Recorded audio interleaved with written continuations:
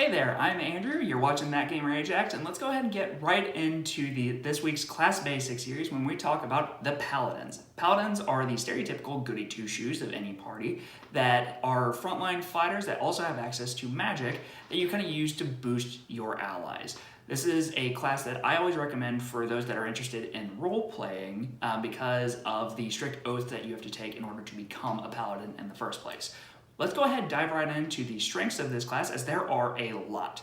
First and foremost, Paladins have access to a wide variety of magic that can be changed out on a very regular basis. As a Paladin, every time that you finished a long rest, which is usually about 8 hours in game, so think about just taking some sleep for the night, you are able to change out the offensive and defensive spells that you have every single day. This allows you to be a very versatile player, but it does also require you to have some knowledge of these spells and what they do so you can use them in the best situations possible. Paladins are also a very divine class. People usually associate them with gods because it lines up with the tenets that they follow. Because of this, you have a lot of roleplay interactions between other party members that might not share the same alignment with you and NPCs that you'll come across during your campaign. Paladins also gain access to magical auras that help party members from detrimental effects when they get a little bit later in the game. Lastly, another bread and butter part of the Paladin class is the Lay on Hands feature. This is a health pool that you can divvy out to your allies that gets stronger as the game progresses. The more levels you have in Paladin, the bigger that health pool is. This health pool can also be used for chunks of time to neutralize an effect such as if you have somebody that's poisoned.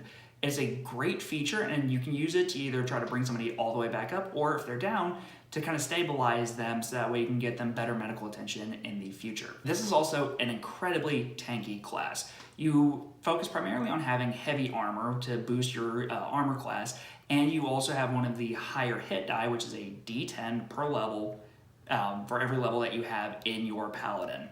This makes you really tanky, and you're great for kind of being in the thick of a fight. I personally would always recommend taking a shield if you like to get that armor class even higher. This is also a class that has a lot of roleplay diversity. As we kind of hinted at earlier, these are seen as more divine fighters more than anything. However, it doesn't have to be along with a deity. I would highly recommend reaching out to your dungeon master if you're starting to play and find out what kind of world, what kind of gods, and what kind of guilds there might be. Your oath can be taken to an individual person rather than a god if you so desire. Now, we've gone over a lot of the strengths of the Paladin class, and personally I do feel like it does have some weaknesses. For example, this is not a class that has a lot of ranged options.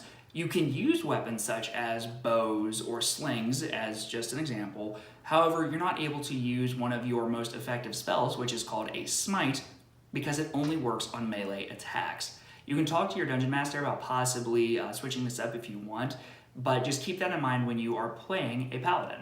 You also only get 2 attacks after you hit level 5 with this class. Now, this is nothing like the fighter or the monk, which can be attacking at least 4 or 5 times per turn, because you do have access to such varied magic, and you can also enhance your own attacks on a very regular basis. So if you are going to be playing a Paladin, just remember, you can attack twice, and that's usually about all you're going to be able to get. Another issue that you might have as a Paladin is oath breaking. Because you have a tenet that you have to follow, your dungeon master might even choose to take away your powers if you're not following that creed.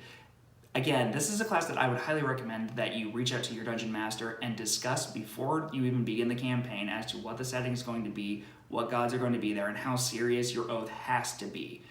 If you become an oath breaker, you might lose all of your skills, or you might get new ones that might not be in line with the character that you originally wanted to play. In conclusion, Paladins are a great class for characters that really like to indulge in roleplay aspects of Dungeons & Dragons.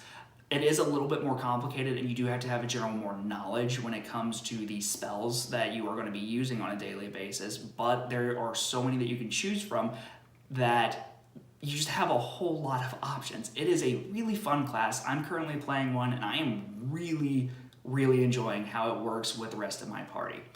So I want to reach out to the community. What kind of Paladins have y'all played? Do you have anything that you would recommend for new players that might be interested with this class? And do you have any characters that you'd like to share? Please comment below. Let's get a conversation going, and don't forget to subscribe. Thank you. Bye.